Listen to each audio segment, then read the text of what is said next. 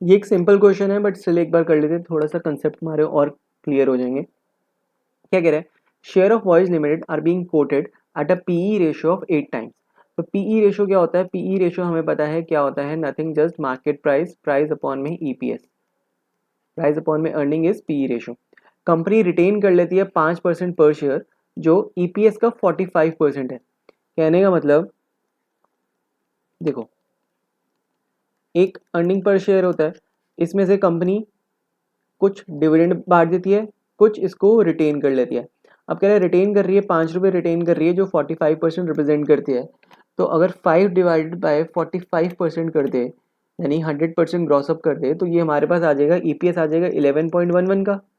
और dividend pay out ratio कितना होगा, 100 minus 45 is dividend pay out ratio, यानी कि 55% का डिविडेंड पे आउट रेशियो है।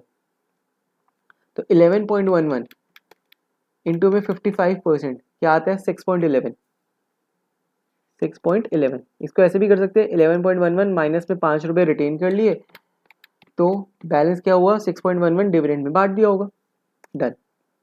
ये चीज़ अभी तक इन्होंने भी यही करी है। क्या कह रहे हैं, रिटेन अर्निंग हमें दे रखी है 5 रुपये पर शेयर की, इससे हमने क्या करा, ईपीएस निकाल लिया, कैसे, 5 डिवाइड बाई 45 करा तो 11.11 आ गया, डिविडेंड 55%, बैलेंसिंग कर आ गया 6.11, और पी रेशियो दे रखे 8 टाइम्स का। अब क्या कह रहे हैं, हमें कॉस्ट ऑफ इक्विटी निकालनी है, यानी कि केई निकालनी है ऑफ द कंपनी, अगर ग्रोथ रेट दे रखी है 15%। अब हमें फॉर्मूला पता है, क्या फॉर्मूला होता है, D1 अपॉन में के माइनस जी। ठीक है, तो D1 डिविडेंड हम निकाल सकते हैं, डिविडेंड हमें आ गया, ग्रोथ हमें दे रखी है, कॉस्ट ऑफ इक्विटी निकालनी है, बट फॉर्मूला होता है मार्केट प्राइस अपॉन में डिविडेंड अपॉन में के माइनस जी। जी हमें पता है, डिविडेंड पता है, के निकालना है, बट मार्केट प्राइस भी तो चाहिए होगा, क्योंकि दो चीज़ें गायब वो थोड़ा ना चलता है काम। तो मार्केट प्राइस हम निकाल सकते हैं पीई की मदद से, पी हमें दे रखा है 8 टाइम्स का, इस पे मल्टीप्लाई कर देंगे ईपीएस जो हमने निकाला था 11.11, तो मार्केट प्राइस आ जाएगा 88.88। ये इन्होंने यहाँ पे निकाल दिया, मार्केट प्राइस 11.11 इंटू में 8 का पीई, तो 88.88। ये 11.11 क्या है, ये ईपीएस वाला। अब कॉस्ट ऑफ इक्विटी सिंपल काम है, क्या करेंगे, निकाल देंगे। बट एक चीज देखना, इन्होंने ना D1 ये जो निकाला है 6.11, एज्यूम कर लिया कि यही अपना D1 है, अदरवाइज ये एज्यूम ना करो तो इसमें हम ग्रोथ ऐड कर सकते हैं, DO1 प्लस जी अपॉन में के माइनस जी, बात खत्म।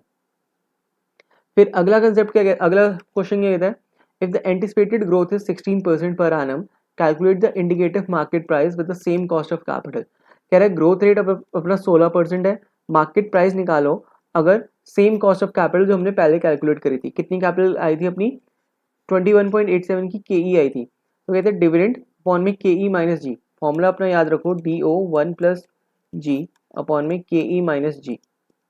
कॉस्ट ऑफ इक्विटी कह रहा है पहले वाली ले लो 21.87, ये ले ली हमने, ग्रोथ कह रहा है 16% की हुई है, ये ले लो, डिविडेंड 6.11 लिया इन्होंने, D0 को ही D1 एज्यूम कर लिया।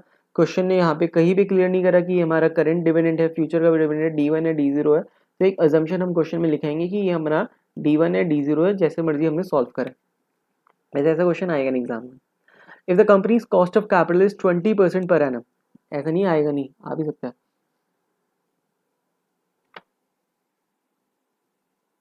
So if the companies cost of capital is 20%, कह रहे हैं के 20% है, ग्रोथ 19% है, तो मार्केट प्राइस क्या होगी, ले ये तो सब कुछ दे दिया इसने, डिविडेंड अपने पास है 6.11 अपॉन में के माइनस जी कर दो, तो हमारे पास आ जाएगा ये अपना मार्केट प्राइस, बात खत्म, क्वेश्चन खत्म।